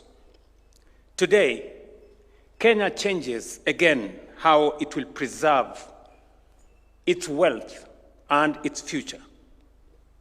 Today, we enshrine in law the institution that will ensure that the prosperity of those assets we create endures for generations, and that is the National Sovereign Wealth Fund. Let me state the principle plainly, because everything I say after this flows from it. If the National Infrastructure Fund builds the assets that grow our nation, the Sovereign Wealth Fund preserves and multiplies the wealth the assets create. I know there was a question asked to the panelists. I must congratulate all the panelists who spoke here for their candor in explaining to us from their perspective, from the private sector perspective, what they see in what we are doing as government. And the question was, we have the National Infrastructure Fund, now we have the Sovereign Wealth Fund. What is the difference and what is the connection? In my very simple understanding, the National Infrastructure Fund builds our present. You know very well that we have many projects, critical infrastructure that we are desirous of building as a nation. But on the other hand, we have limited resources on how to deliver on these very critical infrastructure projects. The National Infrastructure Fund creates the bridge between the infrastructure projects that we need for our growth and the resources that will unlock the capital for us to implement these projects. I will give you an example. We've just signed the contract for the Jomo Kenyatta International Airport. It's going to be a 150 billion shilling project. We cannot build that project using our budget because it's heavy. So we will not borrow and we will not add additional taxes. What's going to happen is that we're going to use 20 billion shillings of the money we raised under our National Infrastructure Fund to crowd in the balance of the money from the private sector. That is how innovation works in the transformation of a nation. That is why in our midst here, we have fund managers, we have different investors, we have banks who are looking at the opportunity, pension funds who are looking at the opportunity to invest in Jomo Kenyatta International Airport. That is what NIF is going to do. But Sovereign Wealth Fund will connect the investment we are making in Jomo Kenyatta to the future generations. Because apart from benefiting from resources that will come from our natural resources in oil and minerals, we will also be investing profits that come from investment in our very critical infrastructure like Jomo Kenyatta in the Sovereign Wealth Fund, so that Lynn here and Ronnie and the young ones that came to witness this signing can have a portion of the investments we are making today for their future. So this is the connection that we are making between the present and the future.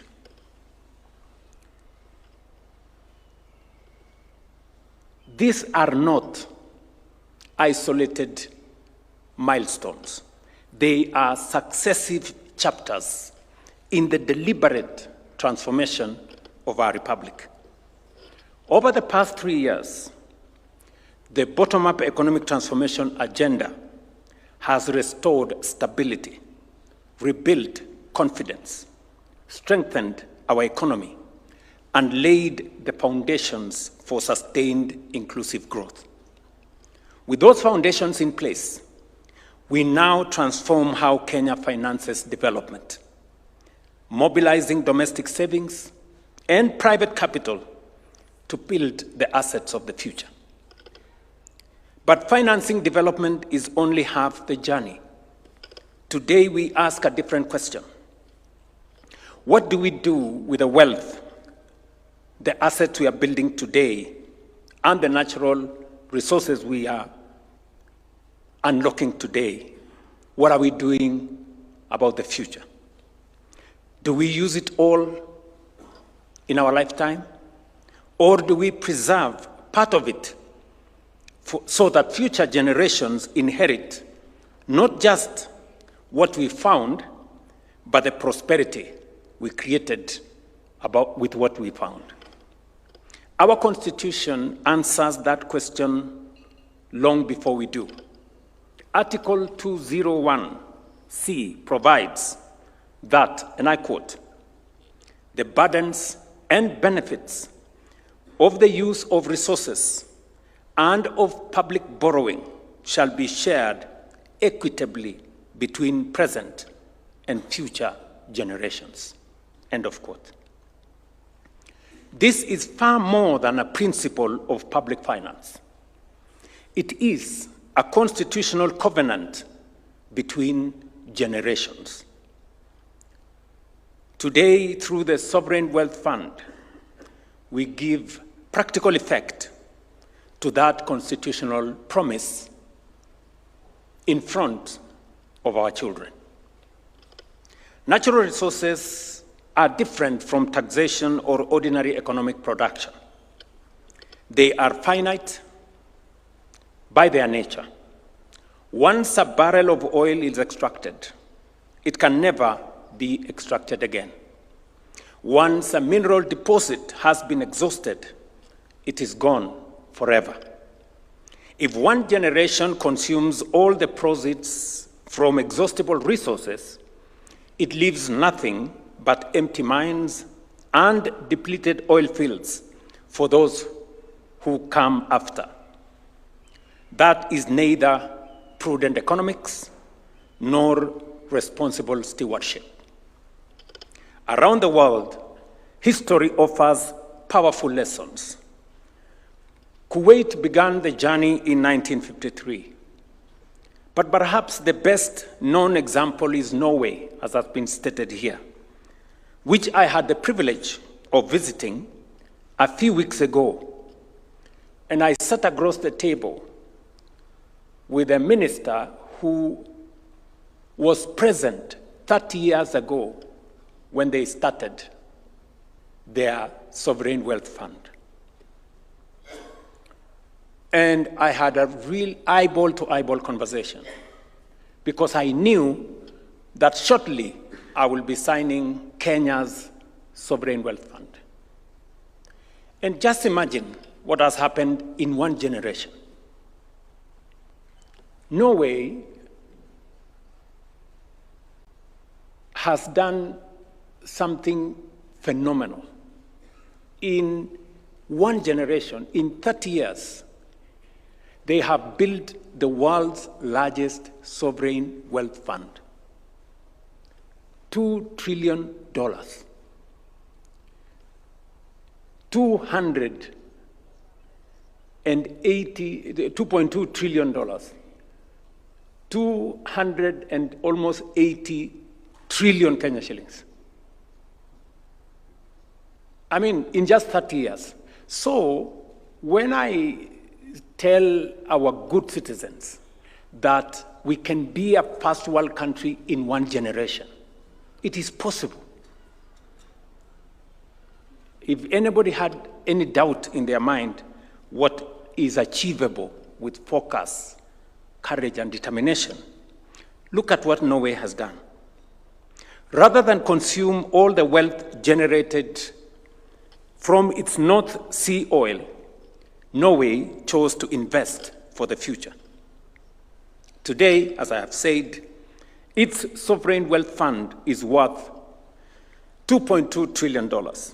It owns about 1.5% of all listed companies in the world, with investments in more than 7,200 companies across the globe, including Equity Bank, right here at home, 14% in James' own words. That is how transformation works.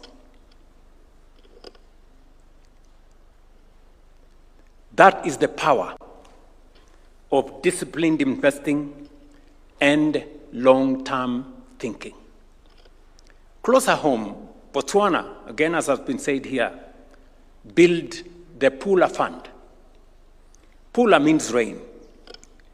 In a dry land like Botswana, setting up a reserve is not an indulgence. It is a survival strategy. Rwanda has done the same. Many other countries have done so. Today, Kenya proudly joins that community of nations that saves while they build. The lesson from each of these nations is unmistakable. Natural resources create opportunity.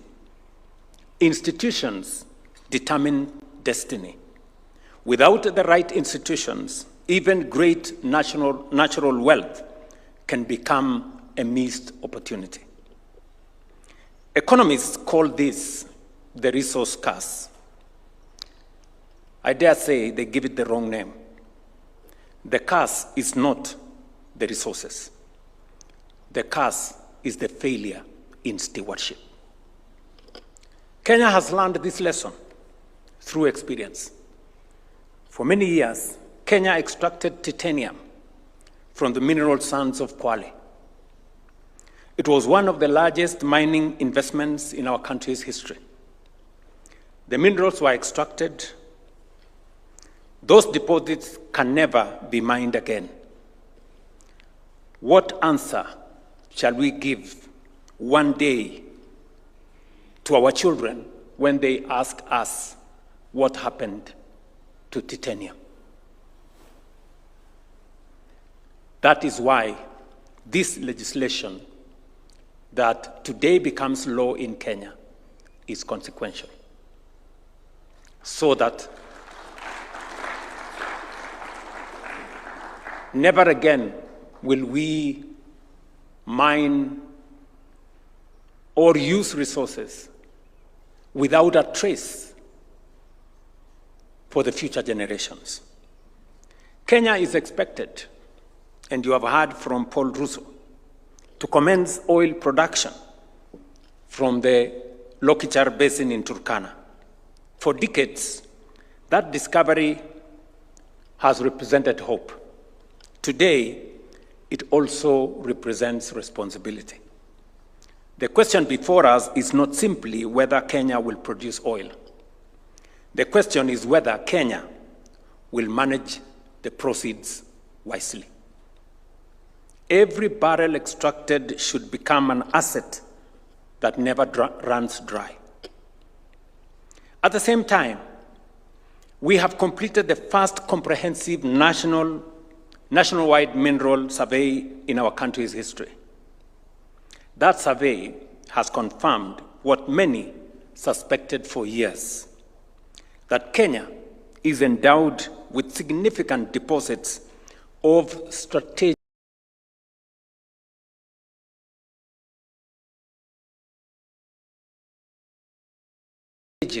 and industrial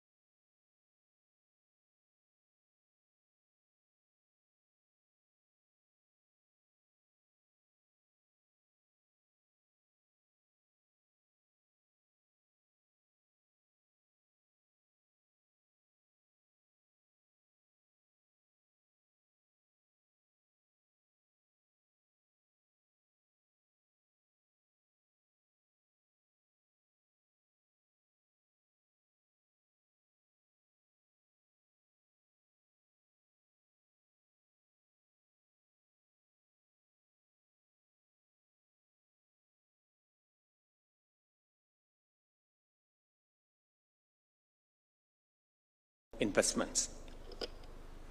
Ladies and gentlemen, a fund entrusted with the wealth of generations must itself be worthy of that trust. That is why this act places governance, transparency, and accountability at its very heart. The Sovereign Wealth Fund will belong not to my administration, but to the Republic of Kenya. It will be managed according to the law, our constitution, and the enduring interests of the Kenyan people. The Act provides for independent professional management, strong parliamentary oversight, and transparent public reporting and robust auditing. Every shilling must be accounted for. Every decision must be guided by prudence. Every investment must be measured by the legacy it leaves for future generations. Ladies and gentlemen, history seldom remembers nations for resources they possessed. It remembers them for the choices they made with those resources. The nations that achieve lasting prosperity share one defining characteristic. They think beyond the present. They plan in decades, not election cycles. They build institutions that endure across administrations and across generations. Permit me to express my appreciation that today Kenya chooses,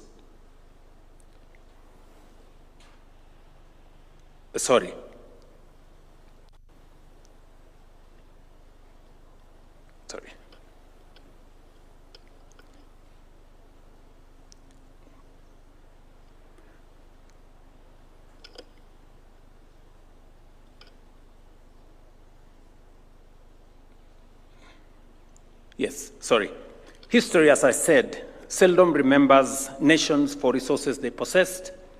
It remembers them for the choices they made in the use of those resources.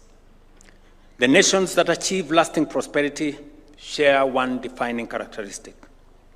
They think beyond the present, they plan in decades, not in election cycles, and they build institutions that endure beyond administrations and across generations. Permit me to express my appreciation to the National Assembly and the Senate for the diligence, patriotism, and sense of national purpose with which they have passed this legislation.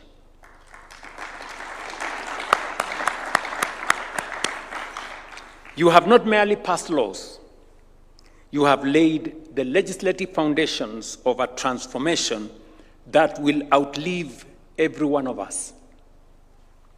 History will remember you not as the parliament that debated Kenya's future, but one that legislated it into being. These laws will strengthen our financial system, modernize our economy, and lay foundations upon which future generations will continue to build. Today, Kenya chooses that discipline. We choose to save, to invest, to preserve, to build, and above all, we choose to honor the constitutional covenant that binds one generation to the next. The question history will ask us is not what we inherited, but what we bequeathed the next generation. And I want to appreciate the leadership of the Speaker, the speakers of both houses, the people of Kenya who came with ideas, the private sector players who informed the public participation, and the bipartisan engagement in Parliament. It went beyond sides. the entire House came together to build consensus on what we do with our present as we focus and connect it to the future. I must say, I appreciate Parliament's role in the last 3 years. The Speaker has said here very ably what we have managed to achieve in the space around our economy and the transformation that we have undertaken from the housing fund through the social health insurance fund to the primary health fund to the emergency fund to all the other transformational legislation from government-owned enterprises, Privatization Act, National Infrastructure Fund, now Sovereign Wealth Fund, and all the other pieces of legislation that have been undertaken by Parliament. Every proposal we have taken to Parliament has been subjected to the people's views in public participation, to parliamentary debate, and strengthened in the process. And we can proudly say today, while 3 years ago we were staring at a default, while 3 years ago I sat in room 6 here with my very able team, to which I am very grateful to them. And we had dollar reserves of just 2.5 months of import cover, about $5.7 billion. Today, Tuga is sitting in our midst here, our governor. Our foreign exchange reserves is going now to maybe 7 months of import cover.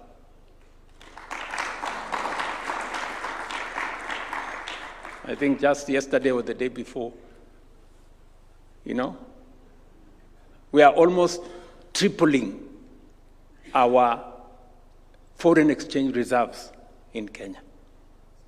That is extraordinary.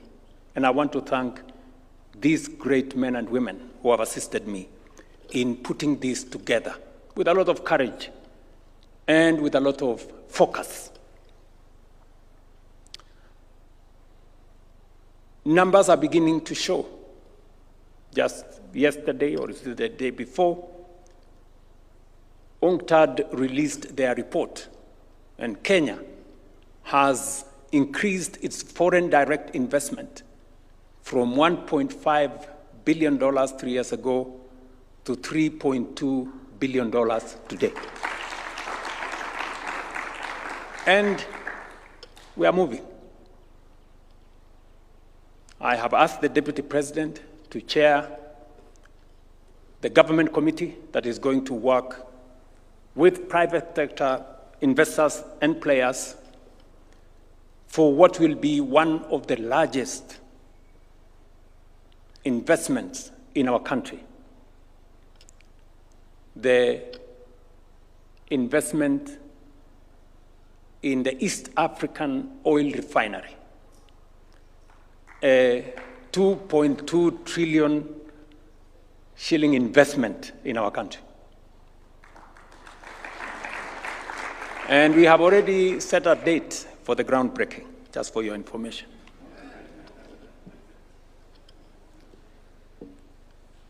So,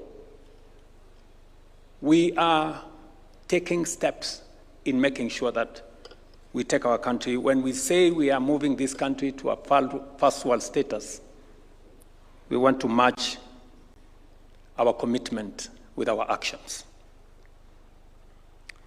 May history record that we honor the trust placed in our generation, not by exhausting our nation's resources, but by preserving, growing, and expanding them. May future generations look upon this moment, and representatives of that future generation are here with us this morning, and say, They did not consume our inheritance. They secured it. They did not merely govern for their time, they governed for us as well. God bless you all. God bless Kenya. And I wish you all the very best this moment. Asanteni sana. And to all our friends who have come here, I know there are many actors. My good friend Tadese from TDB Bank here. Our good friends from IFC are here. From the World Bank are here. Our good friend from ATD are here. All the good people from, I see the new chairman of the Nairobi Stock Exchange or Securities Exchange here, Mr. Mulwa, and the immediate former is here, and many other people who are here. I see many fund managers. I see many pension fund people here, many people from the banks. If there was a moment we are discussing real money, this is the moment. And we are discussing it with the right people.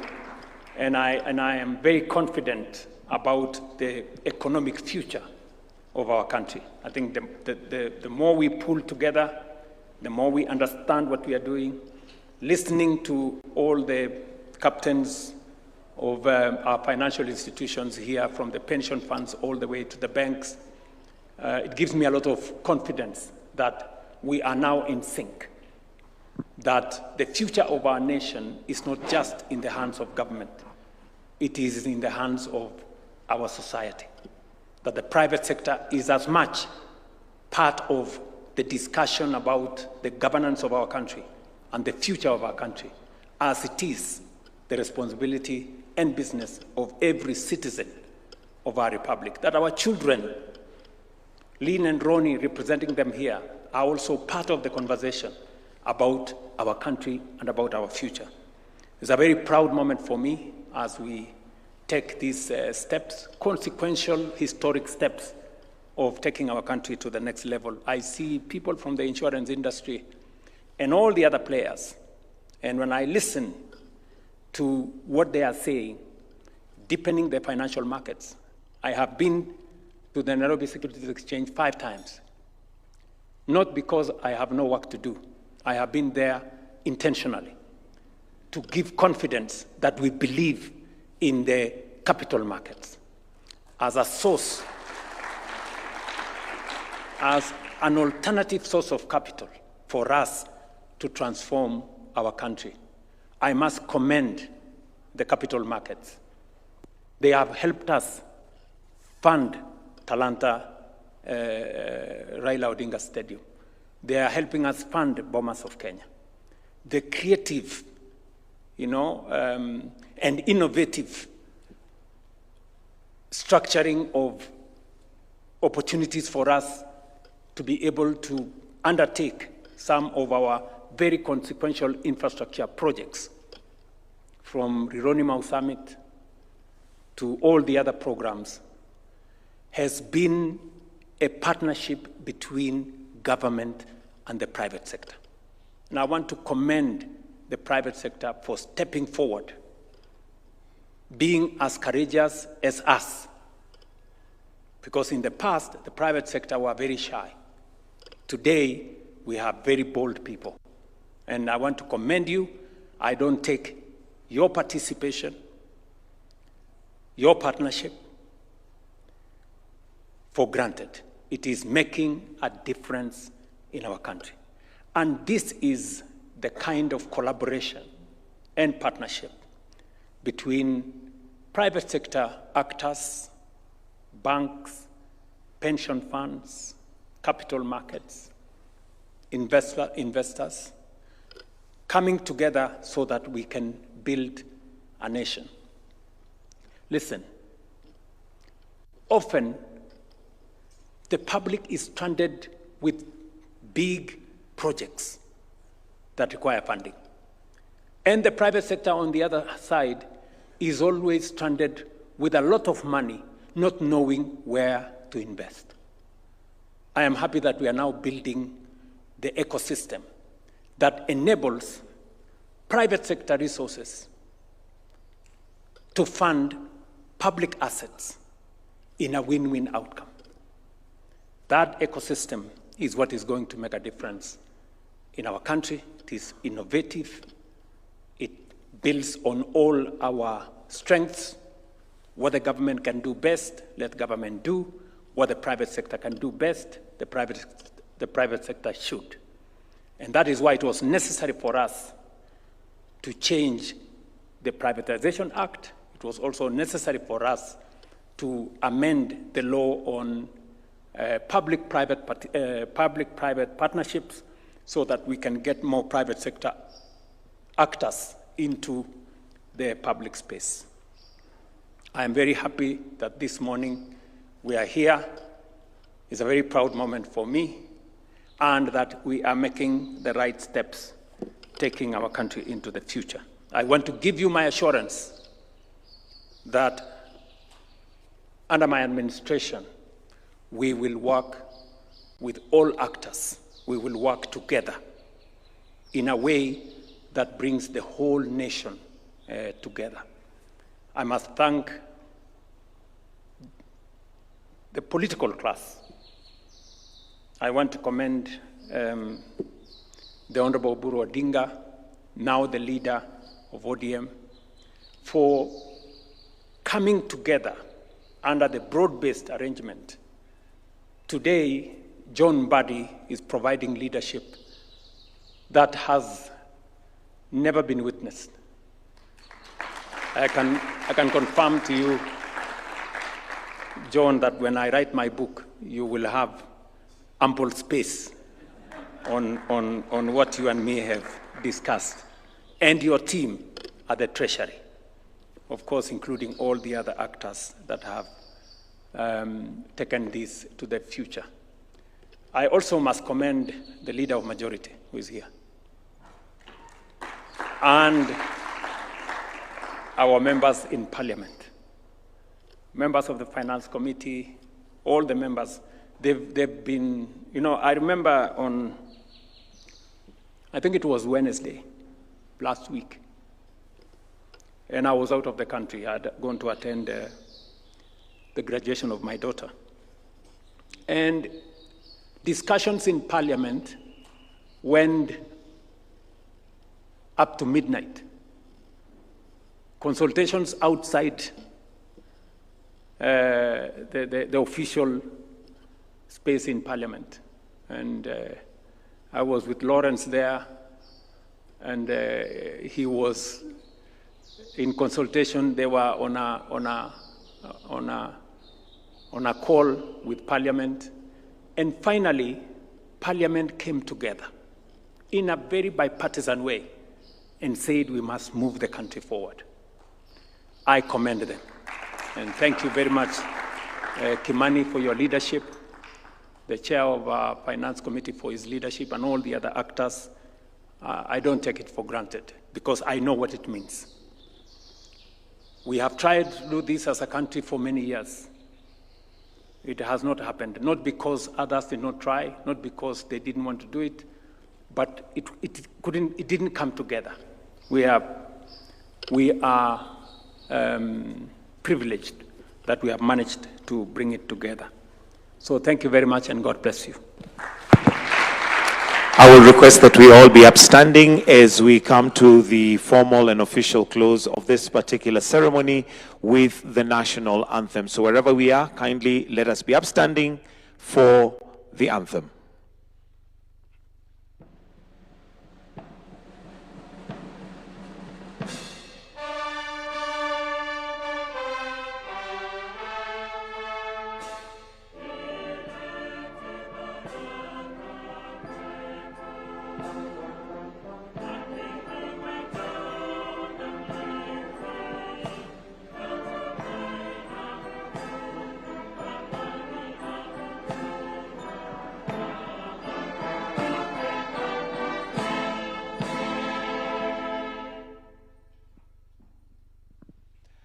With your permission, Your Excellency.